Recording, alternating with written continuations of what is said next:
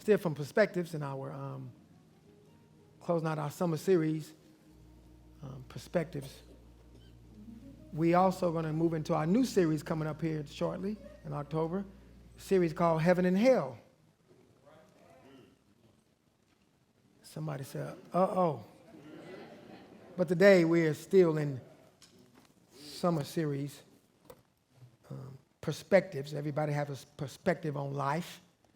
And so the Bible gives us God's perspective on how to live, how to behave, how to treat one another. Scripture reading today be coming from Luke chapter 8, verses 40 through 48.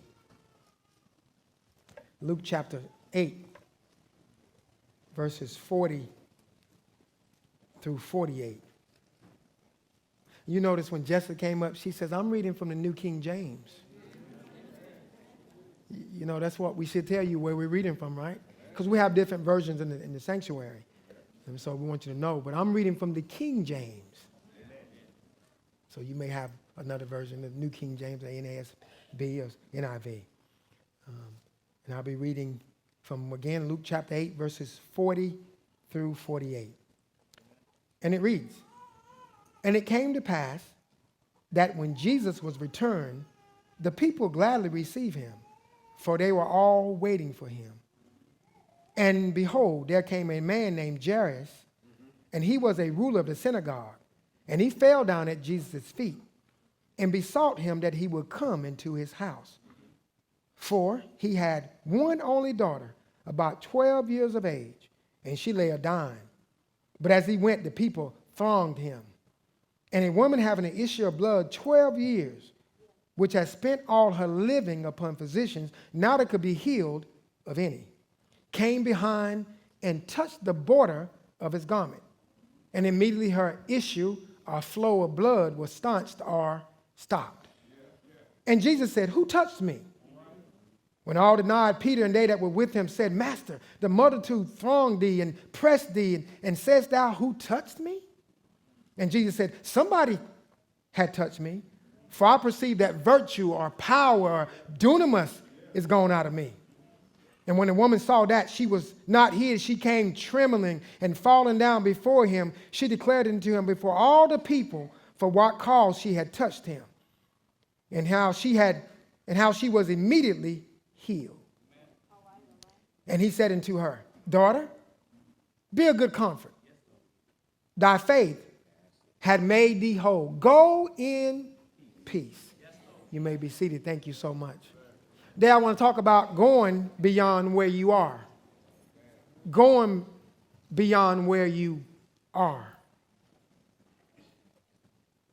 Jesus is always wonderfully revealing himself to the people or to the crowd. In verses 22 and 25 of this chapter, he reveals himself as Lord over nature. He calms the winds and he calms the waves. In verses 26 through 39 or 40, he reveals himself as Lord over the spiritual realm, casting out demons in Gadara. In verses 41 through 56, he reveals himself as the Lord of life and over life and death. He is able to cure the incurable. Jairus' daughter was dead and he raised her from the dead. Jesus lets us know, and this is the interpretation of the text, that Jesus lets us know that he is Lord over life and death. Thank you, ushers. Amen. But there's a woman in the crowd. Nobody knows her name. Society has discovered her uncleanness and discarded her as unuseful. She has been ostracized, having few friends and no fellowship in the religious congregation. You can imagine the loneliness stays on her mind. It's as if, and children, you may remember this from Rudolph the Red-Nosed Reindeer.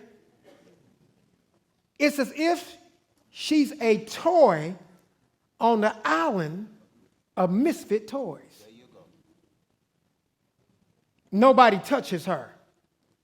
Nobody speaks to her. Nobody loves her, so it seems.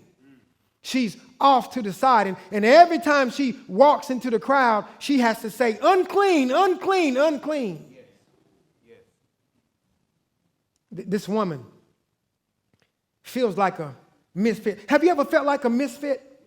I mean, sometimes you can come into the church and people look at you like, what you doing here? You feel like a misfit, don't you?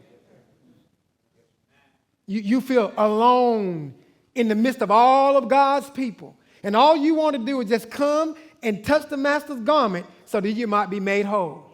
You didn't come for all the stares. You didn't come for all the conversation, the gossip. All you came for is just to hear a word from the Lord so that he might strengthen you and build you up. But for the life of you, you still feel like you're a misfit on the island of misfit toys.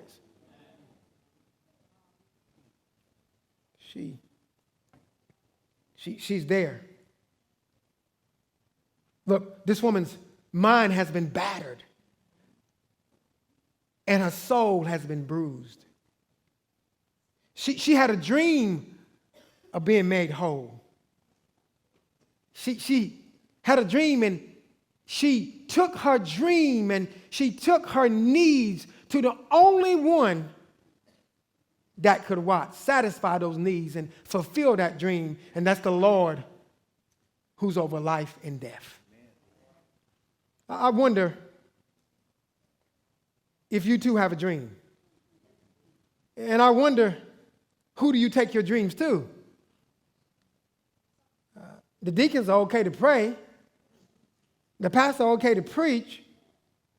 The usher's doing a great job. The usher and the choir's doing a great job of singing. But do you take your dreams and your needs to the only one who can satisfy and fulfill them? Where do you take your dreams? Or do you have dreams at all? The Bible said in Job that your old men and young men, they shout, dream dreams. You can be 25 or 85, but you still have a dream. It may be a dream that your grandchildren, your children will be better off than you were. That's a dream. It may be a dream that I can make it through elementary school and I can make it through high school or middle school and high school and college, or I can make it through the military and I can be a success in the society. It may be that dream, but you still have a dream. She has a dream. If you're going to go beyond where you are, then there are three things we got to see from this text. First, you must have a dream. Number two, you must have drive. You must have drive.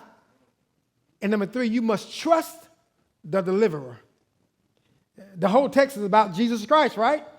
I know we see the woman with the issue of blood, but if Jesus was not in the text, who would she be touching? And if Jesus is not in your life, then who can you take your problems to? All of us have issues now. The text is not about issues, even though the woman has some issues, but the text is about the one who can solve all our problems and help us with all of our issues. The text is about the Lord who's over life and death himself. That's the interpretation, but life application says you must first have a dream. You must have a dream, and it must be an exclusive or an inspired dream. Dr. Martin Luther King had a dream in 1963. It was a dream inspired by God and deeply rooted in the American dream.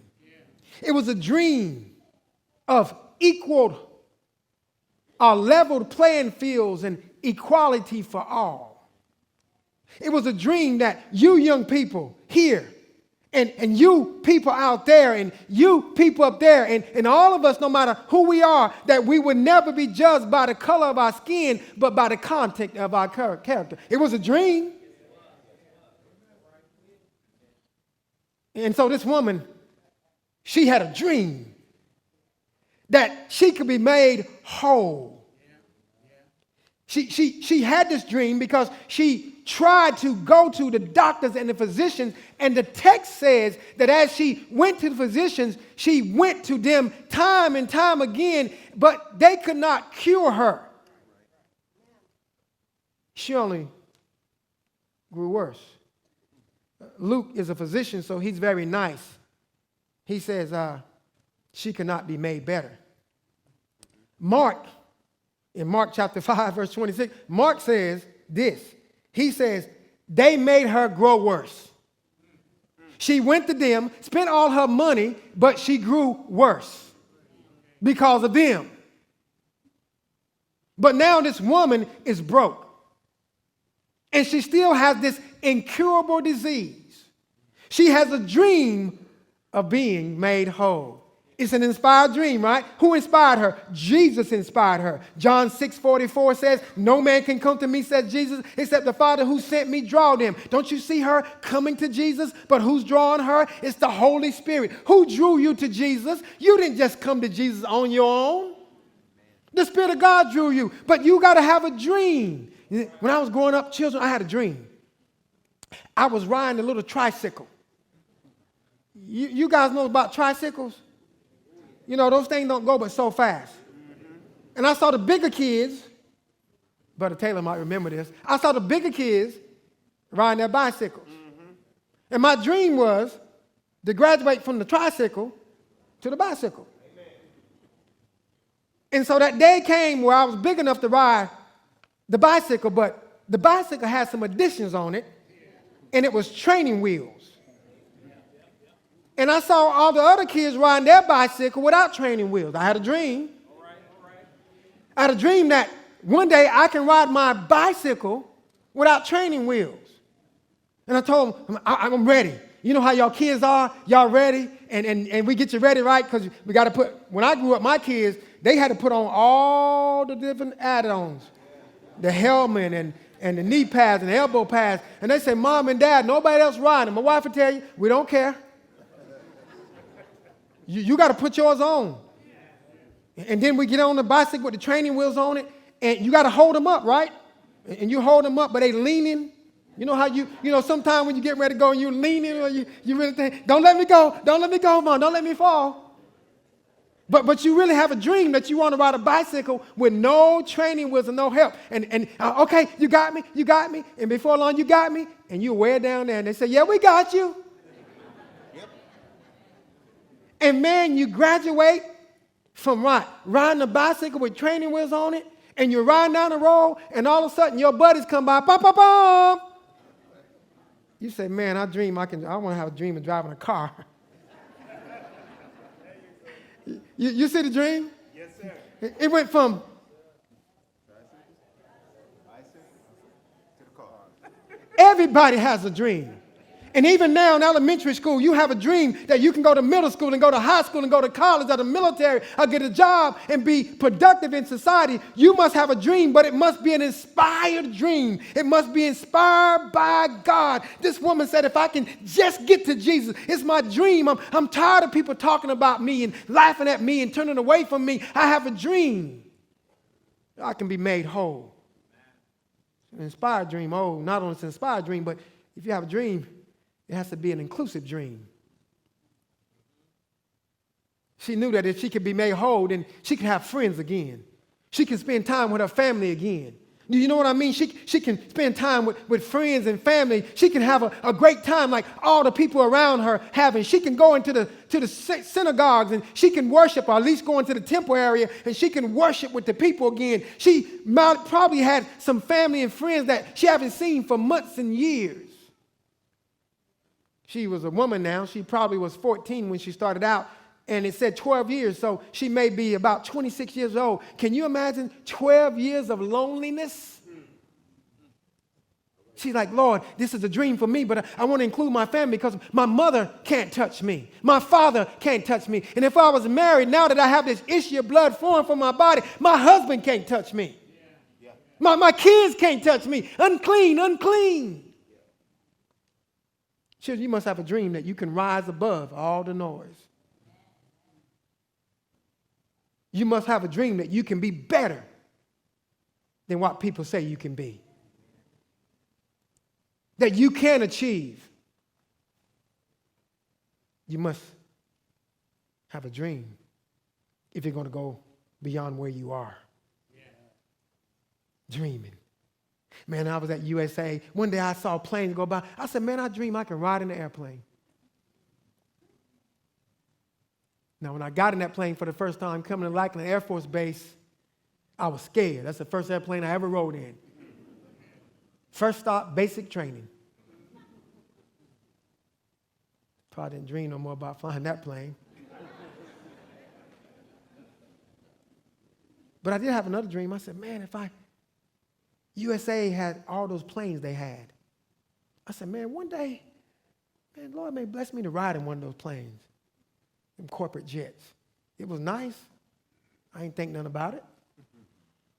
Job offer just came my way. And one day, little old me from the country was riding in a corporate jet. No fashion, fame. Just somebody who believes that God can take you from where you are to where you need to be. Amen. If you have a dream. Amen. All things are possible to those who believe. You must have a dream. And some of you still here today, you have a dream. Don't let go of your dreams. God is able to help you. He inspired you with the dream. Just include somebody else in the dream. And you must have drive. Not only you must have a dream, you must have drive. Look at this woman. She says, listen, if I could just touch the hem of his garment. But as she made her way through the crowd, Jesus was being thronged. The Greek word for throng means that it's like plants being choked out by weeds. So what was happening, there were so many people waiting for Jesus. And Jairus came, and Jairus waiting for Jesus. And as the woman was trying to make her way through the crowd, Jesus was being thronged like plants and being choked out. There were so many people, it was like choking out regular plants by weeds. Wow, that's the picture. And not only that, but it was being pressed. And that's like sending grapes through the wine press. And so look, he's been choked out on one end and pressed on the other end. And this woman, who's unclean now, but she had a dream. It was an inspired dream by Jesus. Jesus was drawing this woman to himself. Can you see the master drawing her to himself through the crowd? Isn't that how Jesus did you? When you was going through and nobody could help you, nobody can fulfill your dream, Jesus drew you through the crowd. You must have drive to, number one, press through the crowd. And children, there can be some people tell you that you will never amount to anything. You got to press through that crowd. That's just noise. They're going to tell you that you can't get the grades that you know you can get. You got to press through the crowd. They're going to tell you that you can't be a lawyer, you can't be a doctor, you can't be whoever, you can't be a president, but you better ask President Obama. You got to press through the crowd. Amen. And this woman was pressing through the crowd, and she knew she couldn't touch nobody, but the dream was so strong that it drove her to press through the crowd. And as she pressed through the crowd, guess what she was doing? Positioning herself for greater. She pressed through the crowd. She said, if I can just touch the hem of his garment, I can be made whole. So she pressed through the crowd, and now she positioned herself for greater. Don't you know that God wants you to position yourself for greater? God has greater things planned for you than what you got right now or what you think right now. God has greater things planned for Grace First Baptist Church than he has right now. But you got to press through the crowd because they're going to tell you, you can't preach, you can't teach, you can't do anything, but oh, you can be anybody and do anything that God has called you to be and do. You just got to press through the noise and the crowd and then position yourself for greater. In God, there's always something greater. The song says, greater is he that's in you than he that's in the world. And so what you have to do is just press through the crowd and then position yourself. I'm here, I'm positioning myself, but then you got to reach out and touch the hem. You know, the hem of the garment was this in the priest days in Numbers 15, chapter 15, verse 28. It says that what has to happen is the priests, the rabbis or the priests had to have 4 corners on their garment. And it was hyphen up here. That's the same thing that Jesus used when he girded himself and washed the disciples' feet. But each corner had to have a tassel on it. And the tassels had to be blue because blue symbolizes heaven.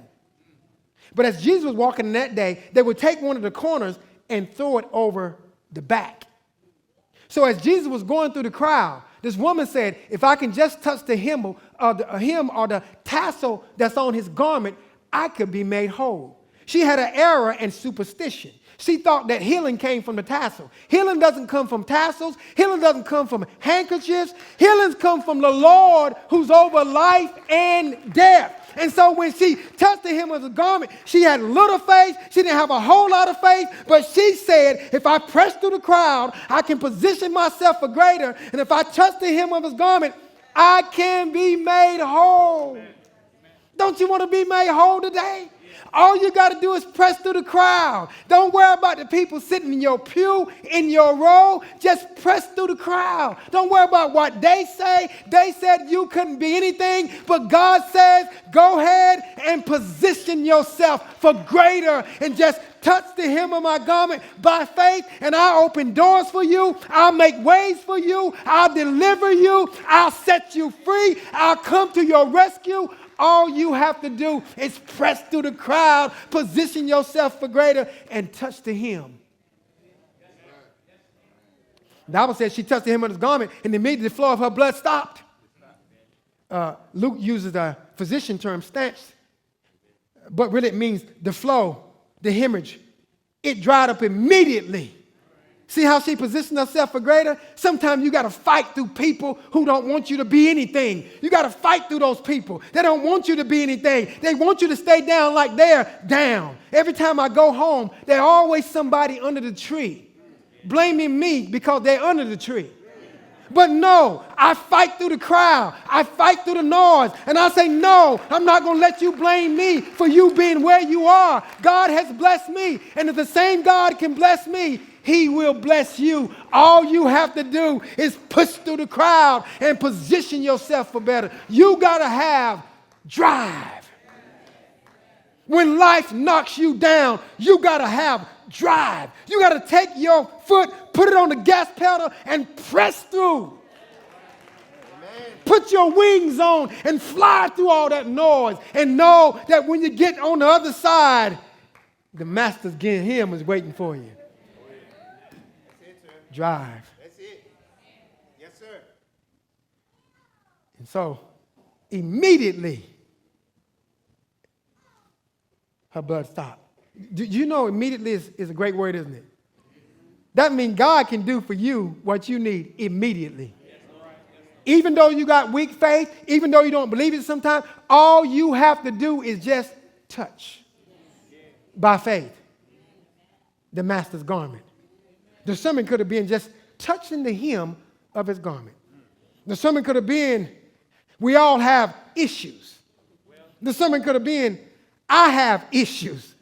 But the sermon is going beyond where you are. And if you're going to go beyond where you are, you must first have a dream, and then you must have drive. And I'm telling you, when people seeing you are doing good, they're going to try to hold you back like crabs in a bucket. But that's when you press through the crowd. That's when you position yourself for greater. That's when you say, Lord, I don't know where you're taking me, but I'm going to hold on to the hem of your garment because I have a dream and I have drive. And Jesus said something interesting. He says, who touched me? Somebody touched me. This woman thought she could just hide in the crowd.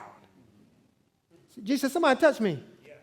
Peter, in the vernacular of the day, he said, what you talking about, man? Yeah. You see all these people like weeds on flowers just thronging you, and you see all these people pressing upon you, and you're going to ask us? Who touching you? Now notice Jesus didn't even answer that ignorance, did he? No, he didn't. Jesus said, listen, somebody touched me. And Jesus said, I'm going to tell you why. Because virtue, power, dunamis went out of me. Don't you know when you encounter the Lord, he can take his virtue, dunamis, power, and change your situation. And guess what?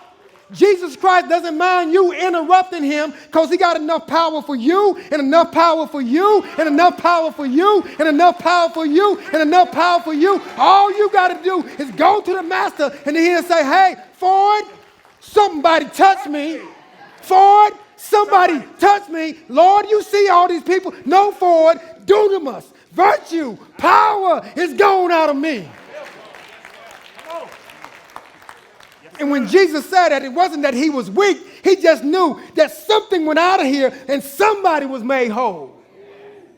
It's the same question that God asked of Adam and Eve in the garden. Adam, where are you? That's what he said. Who touched me? He knew who touched him. He knew because he's the omniscient God. He's an omnipresent God. He's an all-power God. He knew who touched him, but he wanted her to come down and confess him before all the people. Not only must you have drive, but you must trust the deliverer. And when he delivers you, you got to do first things first. You got to rejoice in your success. When God delivers you, you ought to rejoice in your success. Now, this woman hid, but I guarantee you, after Jesus Christ healed her, she rejoiced in her success. See, when God comes through, go ahead and rejoice. Go ahead and praise him. Go ahead and thank him. Let him know, Lord, thank you for using your dunamis. Thank you for using your power. Thank you for delivering me. Thank you for setting me free. Thank you for coming through when nobody else can come through. Thank you. Thank you. Rejoice in your success. Oh, but you better remember your support. The woman came back. She said, she was nervous and scared, thinking that maybe he had just bring what was on me worse than it was. Maybe, she was thinking. No, Jesus said, I just want you to come back and tell them what great things the Lord has done for you. Jesus said, you can't keep it to yourself. There's some times in the Bible when Jesus tells you, don't tell nobody. And our heads are so hard, we go tell everybody. But there's sometimes in the Bible when Jesus tells you, go tell everybody how the Lord has set you free. And so Jesus said, come back now, and I want you to give me glory by telling everybody that you didn't get here by yourself. Remember your support. Children, you better remember that when you was in elementary school, somebody was praying for you and bringing you through and taking you to class and bringing your lunch. When you got to middle school, somebody drove you to your soccer games, your football games, your band practice. In high school, somebody went to all those games. And now that you get into college, you better remember your support. You didn't get there by yourself. You didn't get through all those grades by yourself. I didn't have a lot of money when I was in high school. But what I had. But my mother made sure she could make $1 out of 25 cents. We was able to get where we got because somebody supported us. And when nights got hard and I didn't think I could get those grades, my mother prayed for me. You got to remember your support when you're going through life. Some of us are too soon to forget who helped us get where we are. Jesus helped this woman get where she was. Yes, rejoice in your success, but remember, Jesus Christ is the one who redeemed you and saved you and set you free. Remember your support, and remember you in here. You can't drive a single car. Somebody takes you back and forth. Only one can drive now is Daniel. He got to get permission from his grandma. Now, in South Carolina, we don't say grandma. We say grandmother. A grandma, but here they say grandma, right? Grandma. But you guys can't drive. Somebody's taking you. You guys don't have jobs. Somebody's providing for you. So when you get in high school or college in the military and you become a success, don't forget about your support. Don't forget about mom and dad. Don't forget about the church. And don't forget about Jesus Christ, the deliverer. You got to trust in your deliverer. She trusts in him. You must trust the deliverer.